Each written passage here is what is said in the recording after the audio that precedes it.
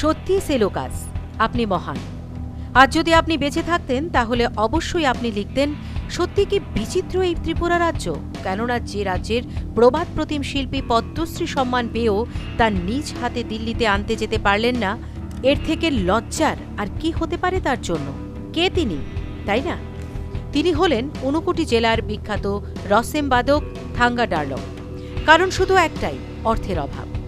এটা যে কত বড় লজ্জা গোটা ত্রিপুরাবাসীর তা কিন্তু আর বলার অপেক্ষাই রাখে না। দুপায়ের জীব আমরা মানুষ, আসলেই কতটা যে স্বার্থপর এর অন্যতম কারণও কিন্তু হল থাঙ্গা ডার্লংয়ের এই না যাওয়ার বিষয়ে। কতটা স্বার্থপর এবং কতটা সুবিধাভোগী আমরা, এটা জানতে বিগত কয়েক মাস পূর্বে তাকালে স্পষ্ট হয়ে যাবে গোটা ব্যাপারটা। রসিম নিয়ে দীর্ঘদিন ধরে ওতপ্রোতভাবে জড়িয়েছিলেন ঊনকোটি জেলার এই প্রবাদ প্রতিম শিল্পী, কিন্তু তখন কেউ একবারের জন্য খোঁজ নেননি এই প্রতিভার। যেই মাত্র ভারত সরকার থেকে তাকে পদ্মশ্রী সম্মানে ভূষিত করা হয়, অমনি লেগে যায় থাঙ্গা ডার্লংকে নিয়ে সম্বর্ধনার বহর। ক্লাব, এনজিও, সমাজসেবী, বুদ্ধিজীবীদের মুখে মুখে শুধুই থাঙ্গা ডার্লং। মিষ্টির প্যাকেট এবং পুষ্পস্তবকের লেলিহান শিখায় উজ্জ্বল হয়ে পড়ে এই প্রবাদ প্রতিম শিল্পী। মুখে মুখে ভালোবাসার বহরটা যে কতটা মলিন হয় মানুষরূপী দুপাই জীবের, তার পরিচয় হয়তো এর থেকে বেশি বোঝবার কোনো অবকাশ নেই। মন্ত্রীরাও শুভেচ্ছার বহর পাঠান এই শিল্পীকে।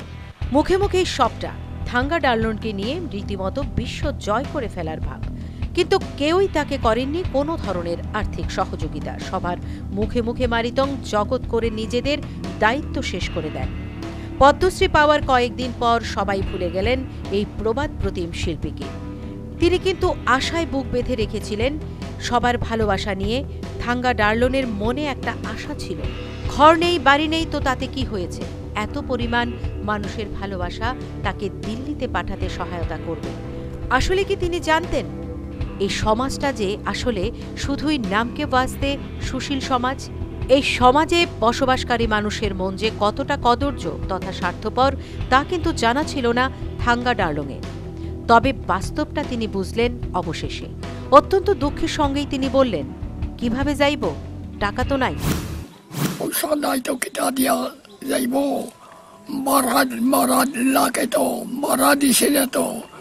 ভাড়া দিলে তো কোন রকম যাইতে পারবো আমরা, এরোপ্লেন ভাড়া নাই, গাড়ি ভাড়া নাই, কেমনে যাইতে পারবো?